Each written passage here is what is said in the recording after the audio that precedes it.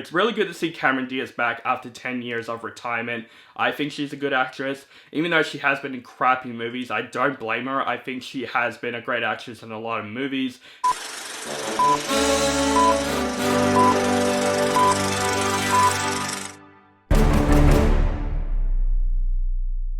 What is up, guys? Welcome back to my channel. This is OCD Movie Reviews. My name is On The Brinker, and today I'm going to review the latest action comedy film that just streamed on Netflix, and that film is Back in Action.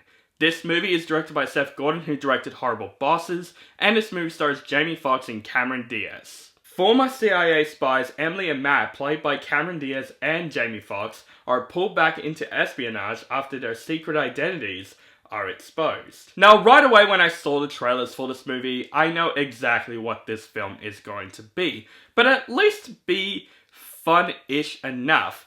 And I gotta say, this movie is not a complete train wreck than I thought it was going to be. Is this movie still bad? Yes, I think this movie is exactly what I thought it was going to be, but it did at least have some positives. I would say the biggest positive with this film is absolutely Jamie Foxx and Cameron Diaz. I think for a movie like this, they have enough of a chemistry to at least find a saving grace for this movie. I think they are good together. It's really good to see Cameron Diaz back after 10 years of retirement. I think she's a good actress. Even though she has been in crappy movies, I don't blame her. I think she has been a great actress in a lot of movies. She is good in this film, and Jamie Foxx has that likable screen presence that we've seen in a lot of films. I think he's a great actor in general, and I do think their chemistry is fine enough for this film.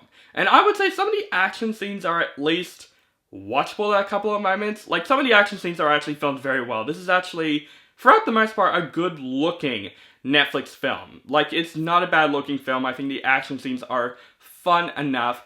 But literally one of the biggest issues with the film is definitely the story. We've seen it many times before. There's definitely nothing original about this film. It's one of those films that I would say you can just put in the background while you're like cooking dinner and stuff, and you're just not missing out anything. There's a lot of things in this film that we've seen many times before. It's a family trying to reconnect story. You know, the kids want nothing to do with the parents until they find out they are spies, and they thought they are freaking cool. And also the bad guys are after this device or key that Jamie Foxx has. You know, we've seen so many spy movies like this before. It's literally just a basic film that we've seen so many times before. We know the twist is going to come. The rest of the cast is fine in the film. Glenn Close and Chandler, I think they're fine in the film. But you know, this movie is one of those movies that I feel like it knows where it belongs. It's a Netflix film.